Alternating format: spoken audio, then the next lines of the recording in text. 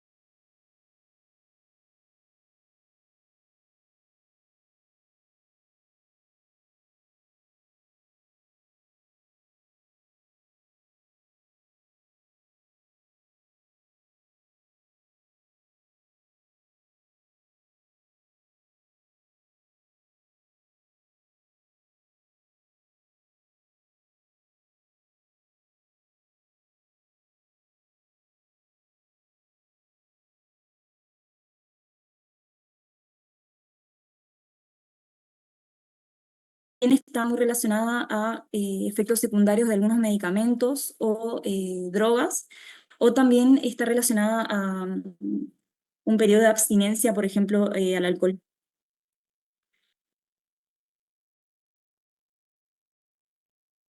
Por otro lado, cuando hablamos de epilepsia, ya estamos hablando de una enfermedad, ¿sí? Acá las convulsiones ya son de tipo recidivantes, es decir, van a ser recurrentes. Generalmente tienen consecuencias neurobiológicas, cognitivas, psicológicas y sociales derivadas de esta condición, porque van a aparecer constantemente, digamos. Eh, no son provocadas, no están muy relacionadas a una causa específica, pero sí están relacionadas a factores relacionados, porque estos pacientes, los epilépticos, van a tener ciertos factores que los predisponen a presentar un episodio convulsivo, como lo son, por ejemplo, la fiebre o estados de estrés.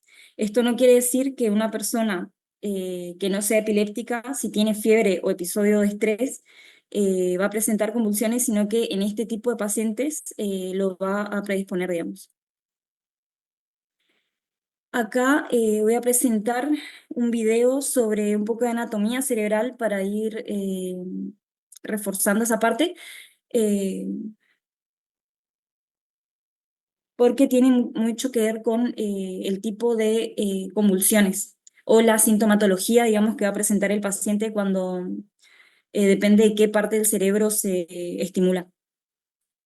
En este video se presenta un cerebro humano, ¿sí? Eh, Mostrando toda la parte grisácea, que es la corteza, donde generalmente se da esta actividad eléctrica descontrolada que caracteriza a las convulsiones. Y depende de qué parte del cerebro se esté estimulando, va a aparecer, como había dicho, diferentes sintomatologías. A ver si podemos adelantar.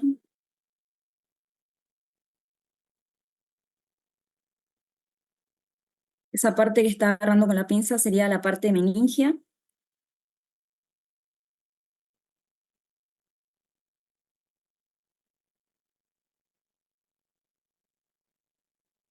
Cuando hablamos de la parte frontal del cerebro, estamos hablando de la parte cerebral que se encarga sobre todo de la personalidad, la parte moral, ¿sí? La parte social, pero también es muy importante porque con- controla la parte motora, ¿sí? La parte de los movimientos del cuerpo.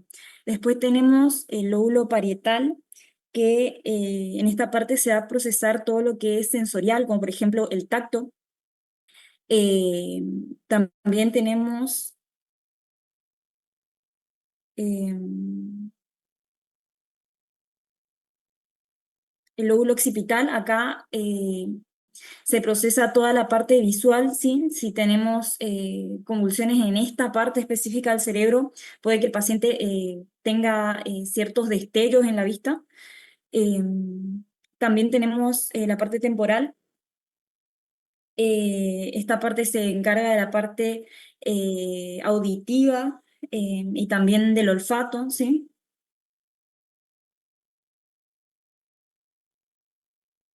Bueno, pasando a lo que son las fases de la convulsión, em, tenemos cuatro fases principales. Primeramente, la fase prodrómica. Esta se caracteriza por aparecer de horas a días antes. Muchos pacientes no pueden lograr identificarla. em, Muchos pacientes no pueden lograr identificarla. Generalmente se caracteriza por un cuadro de ansiedad, cambios de humor, dificultad para dormir, ¿sí? Se cree que algunos pacientes no lo tienen o más que nada no pueden lograr identificarlo, ¿sí? Siguiendo por la fase número 2 es la fase de aura. Esta de por sí ya se considera un tipo de convulsión porque afecta, después más adelante igualmente voy a explicar más a fondo, pero afecta, abarca dentro de lo que son las convulsiones de tipo focales, ¿sí? En esta etapa es más próxima a la convulsión en sí, se percibe como una especie de déjà vu. El paciente puede sentirse ajeno al ambiente o que no reconozca a las personas que están a su alrededor. Mencionaba esta bibliografía por ahí que algunos pacientes pueden sentir ciertos olores y lo identifican como que saben que le está por agarrar una convulsión. Por ejemplo, pueden sentir un fuerte olor a cloro, como da el ejemplo en esta bibliografía. También pueden sentir ciertos sonidos, puede haber presencia de automatismos que son comportamientos repetitivos involuntarios, como por ejemplo frotarse las manos, eh, hacer ciertos movimientos con con la boca, parpadear. Después pasamos a lo que es la fase ictal, que es la que conocemos generalmente como una convulsión. En esta fase, generalmente hay pérdida de conciencia, también hay presencia de espasmos, va a haber variabilidad en el tono muscular, puede haber una hipertonía o una hipotonía, y también puede haber movimientos. Y pasamos a la fase post-ictal, que también llamada fase de recuperación. Alguna bibliografía dice que puede durar hasta un máximo de 30 minutos, eh, pero se ha visto casos que puede durar de horas a días post-convulsión. En esta fase es importante mantener al paciente en una posición de seguridad, sobre todo para mantener permeable la vía aérea y evitar la broncoaspiración. En esta fase también el paciente suele presentarse sumamente agotado por eh, la actividad física exagerada que representa para el cuerpo sufrir una convulsión, ¿sí? Suele haber también relajación de esfínteres, suele haber disarte o dificultad para hablar, también puede haber problemas de memoria, estado de confusión. Y pasando ya a lo que es la fase de los tipos de convulsión, tenemos dos grandes grupos. Primeramente, la crisis generalizada, que se caracteriza por abarcar ambos hemisferios cerebrales, no siempre de forma simétrica, es decir, no siempre se abarca la totalidad de los dos hemisferios, pero sí se abarca los dos. Bueno, se originan en algún punto de la red neuronal y rápidamente involucran redes distribuidas bilateralmente. Primeramente,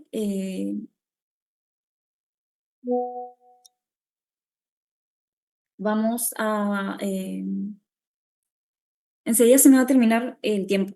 Después voy a volver a abrir con el mismo link. Bueno, siguiendo con la clase, están las de tipo tónico-clónicas, que se caracteriza por una secuencia que comienza con una pérdida de conciencia, seguida por una fase tónica o de contracción que dura aproximadamente de 10 a 30 segundos, seguida a su vez por una fase clónica de movimientos en los cuatro miembros que van disminuyendo en frecuencia y aumentando en amplitud, y seguida por una fase post-ictal, que es la fase de relajación que les habría dicho. También suele aparecer gruñidos por justamente la contracción de los músculos respiratorios que saca el aire de los pulmones, y también puede haber falta de control de esfínteres. Seguido por otra crisis generalizada está la crisis de ausencia. Se caracteriza por breve periodo de pérdida de conciencia brusca, de inicio y fin brusco, que suelen durar pocos segundos sin periodo posictal. Eh, Pueden darse también automatismos y se lo relaciona mucho con el hecho de estar soñando despierto o ser una persona dispersa. Generalmente, sobre todo en los niños, son mal diagnosticados con trastorno de déficit de atención, porque al durar tan pocos segundos y no presentar otra sintomatología más que la pérdida de conciencia, eh, se lo suele confundir, digamos. También muchos pacientes relatan como si les faltara partes de la pieza de la escena que le acaba de pasar, como si tuviesen un apagón de repente y se despertasen 10 segundos, perdón, más adelante. Otra crisis generalizada es la tipo mioclónica, son sacudidas breves, aisladas o repetidas, perdón. Esta es la única crisis generalizada sin alteración de la conciencia, puede durar hasta un minuto y generalmente suelen durar pocos segundos. Suele afectar la parte del cuello, la cara, los brazos. No son de tipo rítmico.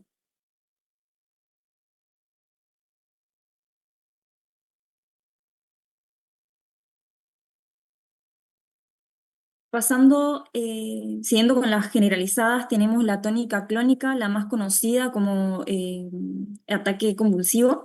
Hay una contracción muscular sostenida, perdón, tónico-tónica.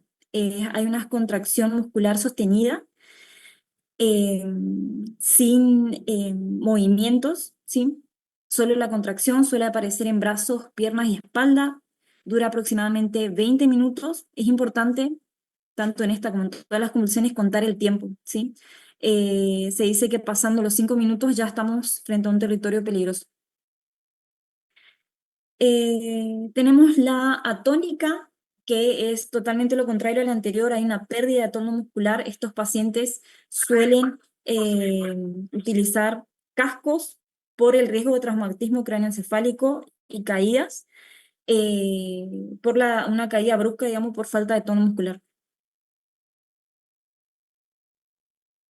Ya pasando a lo que son las crisis parciales, en este tipo de crisis, la convulsión o la actividad eléctrica a nivel neuronal se da en un hemisferio, y generalmente no hay pérdida de conciencia. Acá, como había dicho anteriormente, se incluye la fase de aura. En este tipo tenemos las crisis simples, en donde no hay alteración de conciencia y los signos que presenta el paciente van a depender del área afectada. Por ejemplo, las crisis simples motoras van a presentar sintomatología del lado contrario al hemisferio afectado. eh, las de tipo sensorial, el paciente, por ejemplo, si presenta a nivel parietal, puede tener ciertas sensaciones. A nivel occipital puede tener ver destellos. A nivel temporal puede oír, por ejemplo, un zumbido, ¿sí?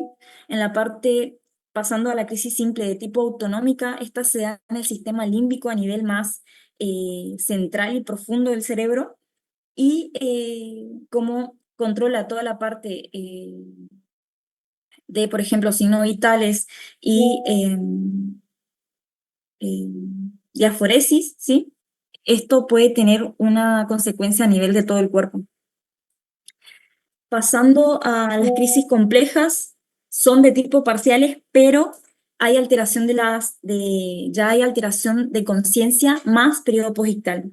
Y en la crisis secundariamente generalizadas, comienzan como una crisis parcial de origen unicerebral, digamos, de una parte del hemisferio, y pasan a ser generalizadas abarcando todos los hemisferios.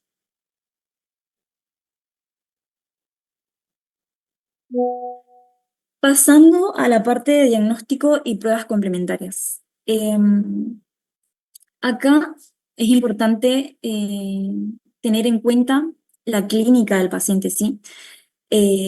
Sobre todo hacer una entrevista detallada a los testigos, ya que el paciente muchas veces no va a recordar qué le acaba de pasar por estar justamente en este periodo posictal o estar convulsionando directamente. Eh, Se tiene que identificar si es un paciente epiléptico, o si es un paciente que tiene una primera crisis convulsiva. Y en caso de ser epiléptico, se tiene que evaluar cuáles son los síntomas antes, ¿sí? El periodo de aura, eh, durante, cuánto duró el episodio convulsivo, qué tipo de movimientos o signos puede presentar, y después de la crisis, en el periodo posictal, ¿sí? Se tiene que saber justamente si es la primera crisis, si el paciente tiene ciertos antecedentes que puede estar relacionado a la presencia eh, de convulsiones, como por ejemplo un tumor cerebral, algún antecedente reciente de, por ejemplo, una infección del sistema nervioso central como meningitis. eh, También en caso de de tener abstinencia alcohólica. También justamente factores precipitantes como estrés o temperatura alta. Y en los pacientes epilépticos, sobre todo, hay que tener especial atención en si tiene algún cambio agudo en relación a sus convulsiones anteriores, ¿sí? Los pacientes epilépticos suelen mantener un tipo de convulsión eh, durante su crisis convulsiva, y si hay algún cambio en el tipo de convulsión, la duración o cualquier cosa relacionada a esto, vamos a tenerlo en cuenta. Pasando a la exploración física, evaluar los signos vitales y sobre todo buscar signos de algún trauma, contusión Y también puede aparecer sangre en la boca por mordedura de lengua, justamente por esta contracción muscular que presenta el paciente. En la parte de exploración neurológica podemos encontrar confusión posictal, midriasis bilateral, meningismo, disfasia. Como pruebas complementarias, sobre todo se busca eh, establecer la causa, el tipo y el riesgo de recurrencia de estas crisis, ¿sí? Vamos a encontrar, por ejemplo, análisis de sangre y orina, buscando alteraciones en el hemograma, en el ionograma, en el estado ácido-base, sobre todo en caso de sospecha de hipoxia, también sospecha de hipoglucemia, en caso de sospecha de intoxicación también nos va a ser muy útil. Y el análisis de sangre también nos va a permitir tener el nivel plasmático del fármaco anticomicial, ¿sí? Estos pacientes, los epilépticos, suelen tener crisis cuando hay una mala adherencia o una intoxicación también por sus medicamentos anticomiciales, ¿sí? Por eso justamente se tiene que evaluar en esta parte lo que es el valle farmacológico de los anticomiciales, que se mantenga lo suficiente como para lograr la acción deseada. Voy a cortar y voy a volver a entrar por el tiempo.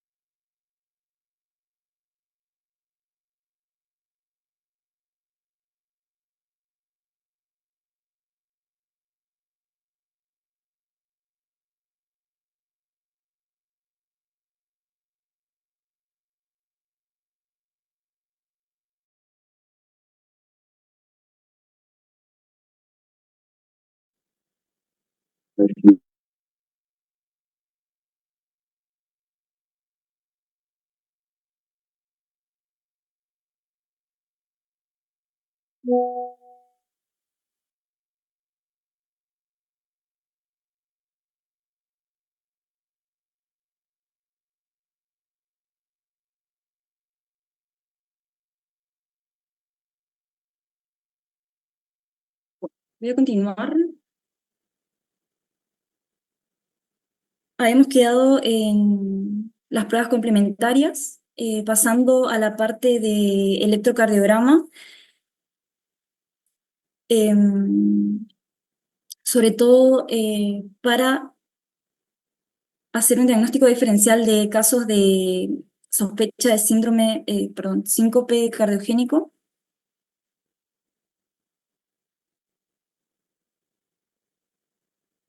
Estoy admitiendo un ratito y vuelvo.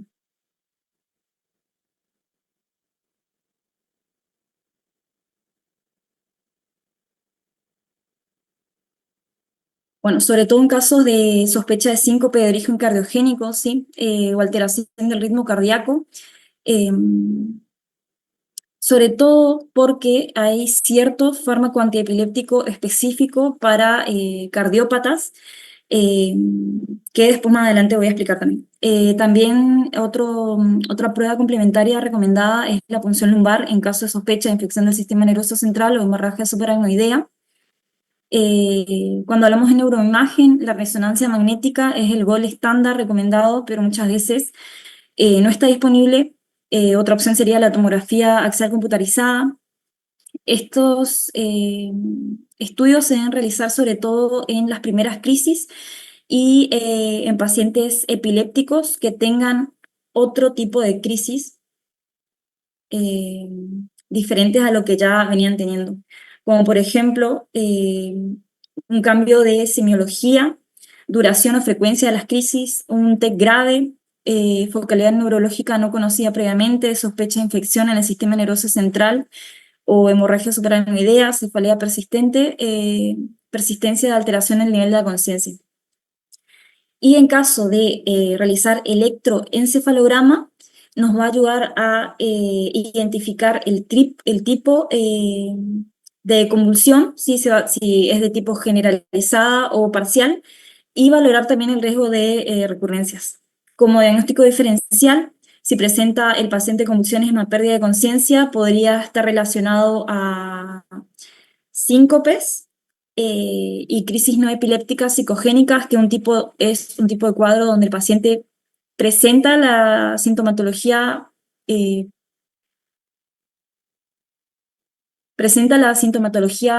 que comúnmente se conoce como una convulsión, pero al momento de realizarle un electroencefalograma no presenta alteraciones. Y también en caso de que el paciente presente signos compatibles con crisis focales, puede estar relacionado a síncope, ACV transitorio o distonía.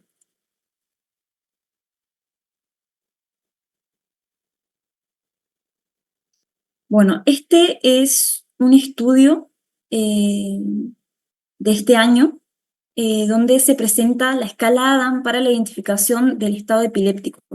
Es un estudio de validación prospectivo y multicéntrico. En este estudio se realizó un estudio prospectivo multicéntrico y observacional que incluyó a pacientes adultos con sospecha de crisis epilépticas. Se llevó a cabo un reclutamiento consecutivo durante 27 meses en los servicios de urgencia de 4 hospitales, eh, donde la variable principal fue la proporción de pacientes que cumplían criterios para estatus epiléptico.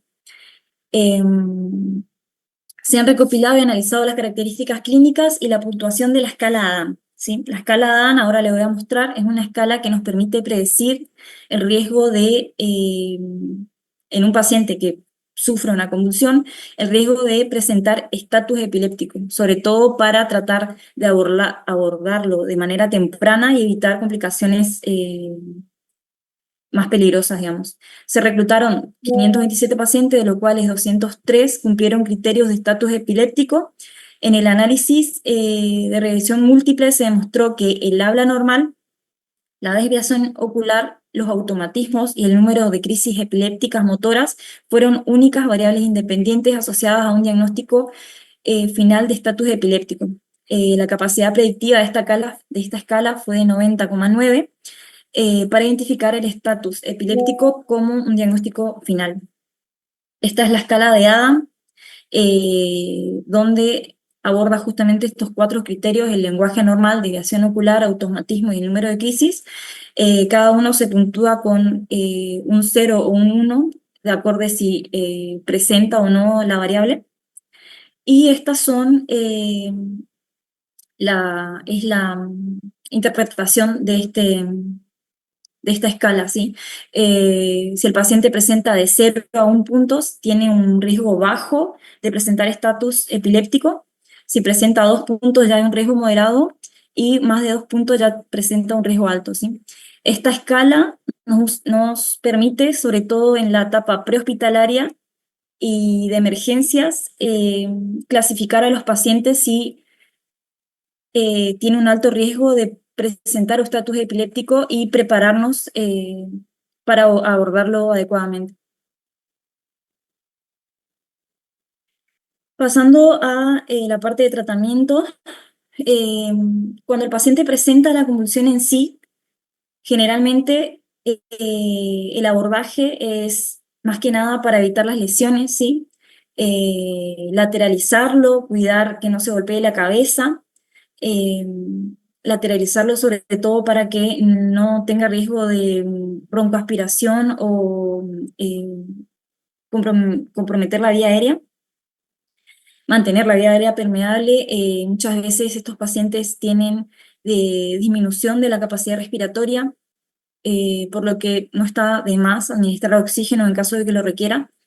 Eh, También muy importante en cuanto se pueda canalizar dos vías, los accesos periféricos, conectarlo a monitoreo continuo y realizar un electrocardiograma. eh, y descartar causas que requieran un tratamiento urgente. Sobre todo esto es enfocado en las crisis epilépticas que tienen causa, ¿sí? Como por ejemplo la hipoglucemia, la hipoxia, la hipertensión intracraneal, casos de intoxicaciones o infección del sistema nervioso central. En caso de hipoglucemia, se recomienda administrar 50 mililitros de suero glucosado al 50%, y en caso de pacientes con abstinencia alcohólica, se ha visto que la tiamina, eh, muy importante para el procesamiento de la glucosa a nivel cerebral, está disminuida. Y en estos casos habría que administrar la tiamina previa a la glucosa para favorecer el tratamiento. Em, Pasando a lo que son fármacos anticomiciales, no se van a utilizar antes de los 2 minutos de convulsión. Es decir, se va a buscar que la convulsión cese por sí misma, pero pasando los 2 minutos ya se tiene que tener en cuenta administrar fármacos anticomiciales, sobre todo el diazepam, de 2 a 3 miligramos minutos, hasta que ceda la crisis o alcance un máximo de 20 miligramos. Otra alternativa podría ser clonazepam, midazolam, o en caso de no tener vía, administrar de forma rectal el diazepam. Bueno, acá para mostrar un poco cómo es esta posición de seguridad, ¿sí? Lo que se busca justamente es evitar el mayor número de lesiones en el paciente, eh, permeabilizar la vía aérea y evitar que se golpee la cabeza. Esto obviamente es en la etapa prehospitalaria, pero si nos toca recibir un paciente así, de igual manera hay que lateralizarlo.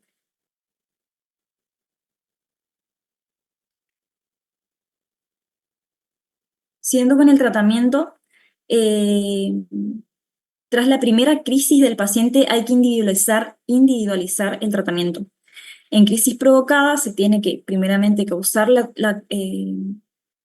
la causa en sí, y en caso de que sea una primera crisis no provocada, no necesita tratamiento, a excepción de que el paciente tenga un alto riesgo de recurrencia como una lesión estructural subyacente, un debut como estatus epiléptico directamente, un electroencefalograma anormal o historias de epilepsia en la familia, también en casos de profesiones de riesgo. Eh, También es importante determinar los niveles plasmáticos de fármacos antiepilépticos, porque, como había dicho antes, los pacientes convulsivos que presentan convulsiones generalmente es por una mala adherencia al tratamiento terapéutico, un alto nivel de toxicidad o algún cuadro que esté pasando al paciente que afecte la farmacocinética, como alguna falla renal, problema metabólico y demás. Estos son los fármacos de primera elección en los diferentes tipos de epilepsia, ¿sí? Como vemos, el ácido valproico es el más utilizado en crisis de tipo tónico-clónicas, mioclónicas y de ausencia, y en las de crisis parciales tenemos la carbamazepina como la más utilizada. Bueno, este otro cuadro de los fármacos más utilizados. Pasamos al algoritmo de sospecha de crisis epiléptica, ¿sí?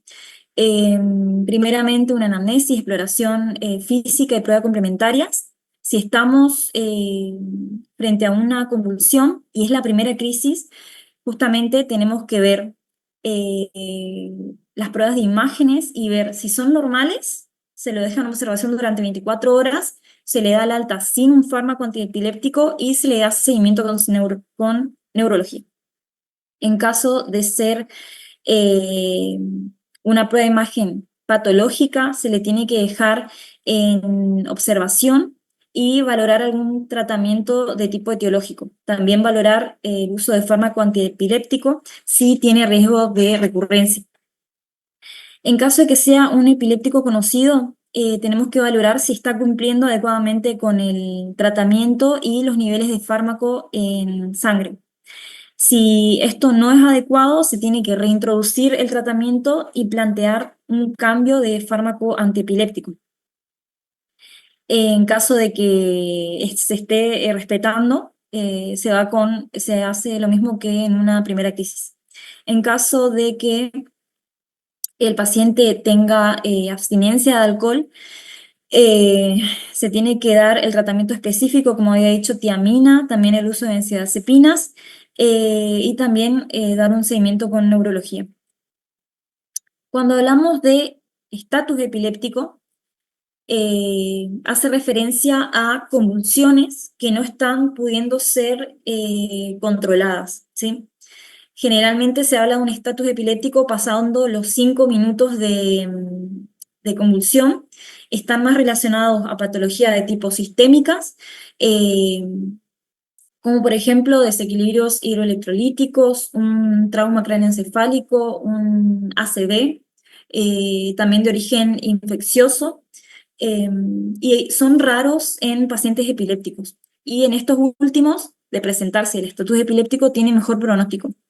Eh, Cuando hablamos de estatus refractario, ya hablamos eh, de un estatus en donde, a pesar del empleo de dosis adecuada de fármacos antiepilépticos eh, y una benzodiazepina, el paciente sigue con convulsiones. Y cuando hablamos de un estatus súper refractario, ya es la presencia de convulsiones que continúan después de 24 horas de inicio del tratamiento anestésico y reaparece al disminuir o retirar el mismo.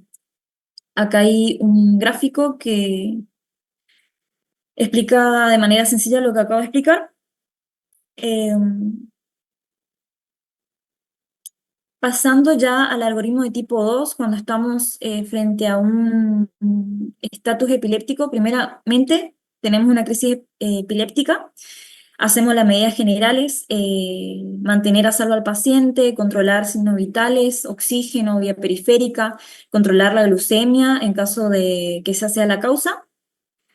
Y si pasa los 2 minutos, pasamos a el primer nivel de atención, que son las benzodiazepinas, preferentemente diazepam.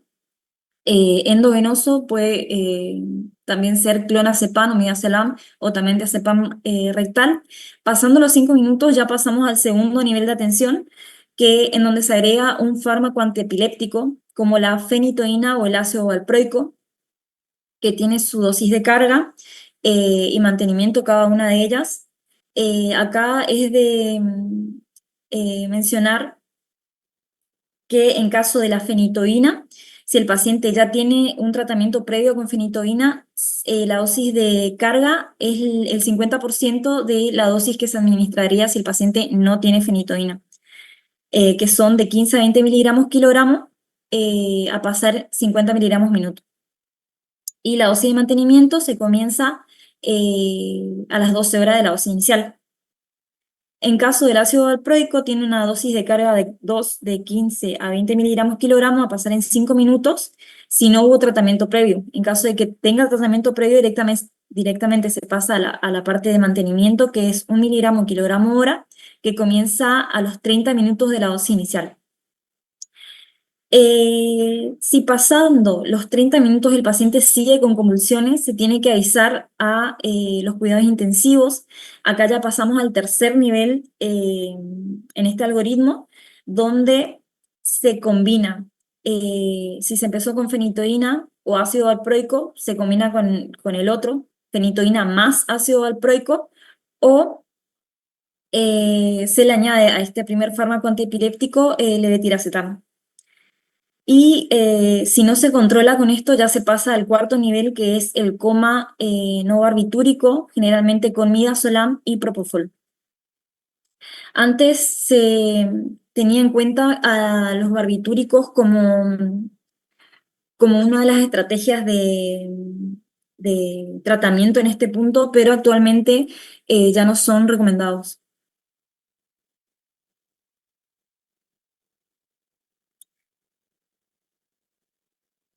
Hablando del cuarto nivel, una vez se logra el mantenimiento, digamos, del cese de convulsiones, se tiene que retirar de forma progresiva eh, a las 24 o 48 horas desde la finalización de la crisis, tanto por clínica o por electroencefalograma.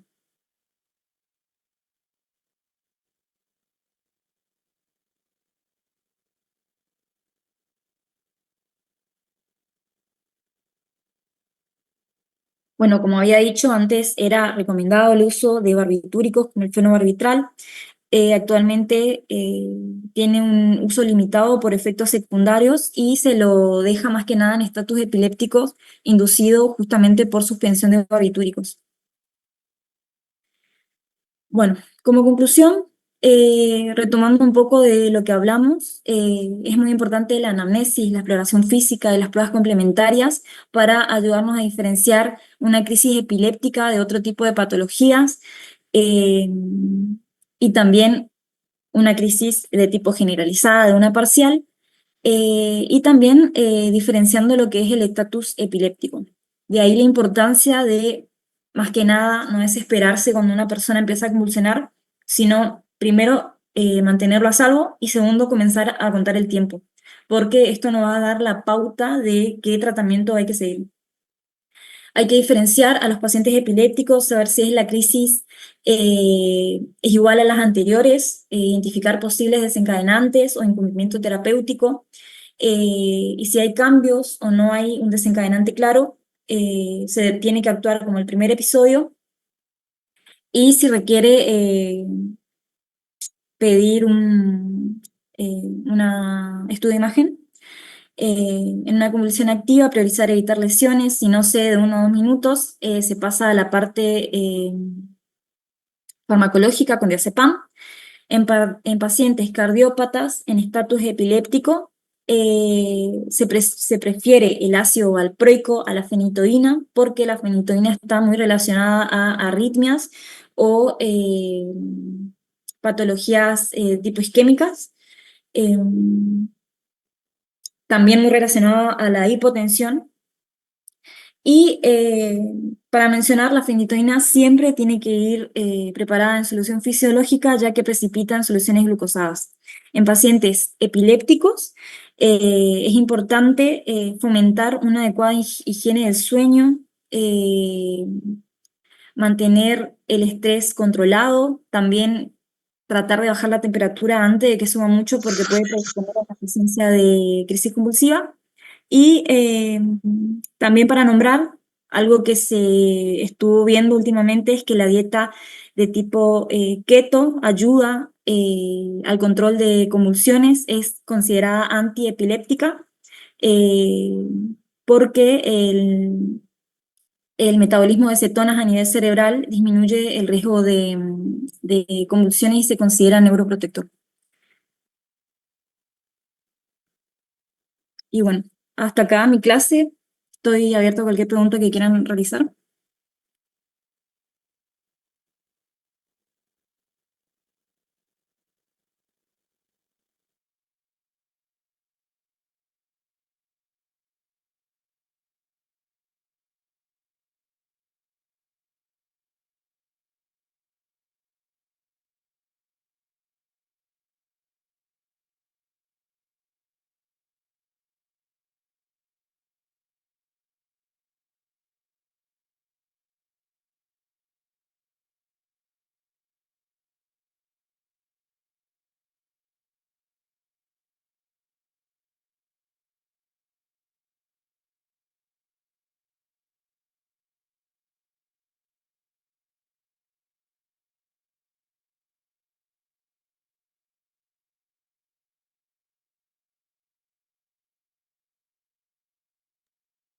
Ese punto justamente es bastante difícil identificar en pacientes sedados, eh, justamente porque una de las estrategias es llegar al coma eh, farmacológico como estrategia de prevención, eh, pero igualmente en casos de estatus epiléptico graves, digamos, son muy difíciles de convulsionar. Estos pacientes pueden incluso llegar a tener movimientos musculares pequeños, pero presentes. También pueden tener cambio de tipo pupilar o parálisis de los ojos hacia una dirección específica, lo que sería la parálisis de la mirada conjugada.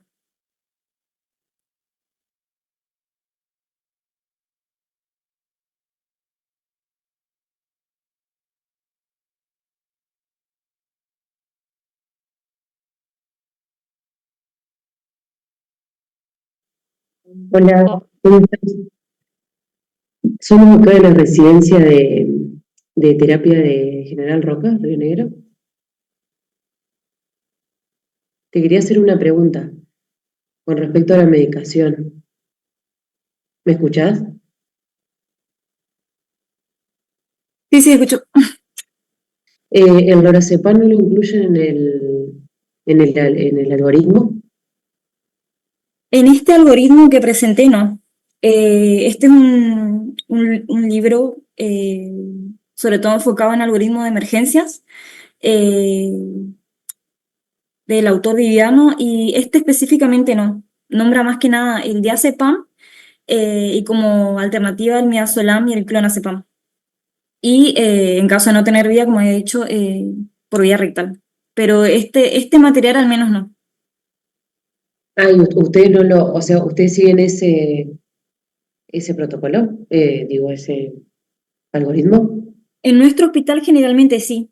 Hay casos igualmente que se puede llegar a utilizar el orazepam, pero generalmente la droga de elección, digamos, es el diazepam. Ah, bien. ¿Por alguna razón en particular o porque... Creo que más que nada por costumbre del servicio. No te sabría decir fehacientemente por qué, pero eh, acá se utiliza más eso. Ah, listo, gracias. No. Hola, buenas tardes, Tatiana. Yo soy Lourdes de la residencia de enfermería en terapia del Hospital Padilla de Tucumán. Nosotros tenemos una pregunta. Vos mencionaste en tu clase que había un fármaco específico que estaba indicado para cardiópatas. No sé si lo mencionaste o sea, no sabemos cuál es y por qué. Sí, el que más utilizado generalmente es la fenitoína. Pero en casos de pacientes cardiópatas se recomienda más que nada el ácido valproico porque se considera más cardioprotector en relación a la fenitoína, que está más relacionado a presentar arritmias o inestabilidad hemodinámica. Ah, bien, gracias. No.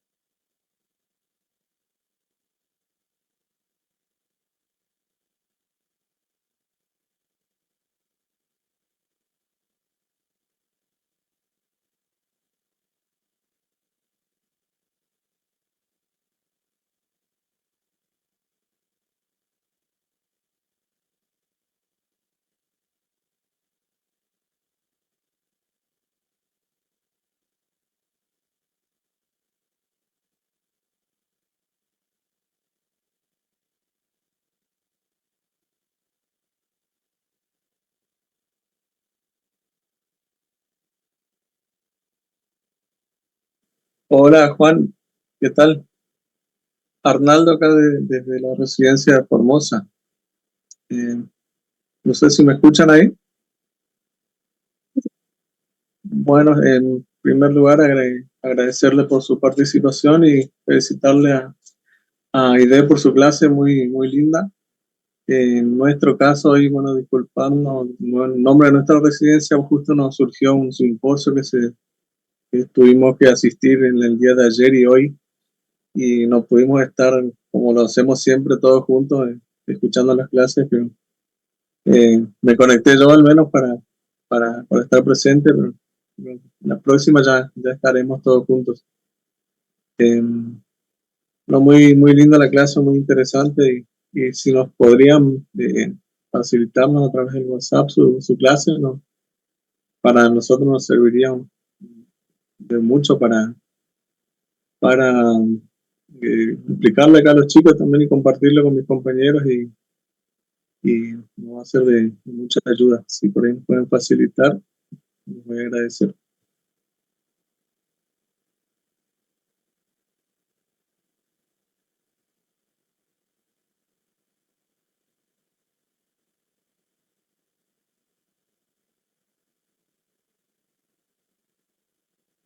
Ah, buenísimo, buenísimo. Bueno, estamos de mi parte. Muchas gracias por su participación y bueno, nos estaremos viendo la próxima semana. Hola, ¿qué tal? Desde General Roca, Walter Ulloa, coordinador de la Residencia de Enfermería en Cuidados Críticos de Adultos. Quería felicitar a la Residencia de Tucumán y a Tatiana por la ponencia, que fue muy completa.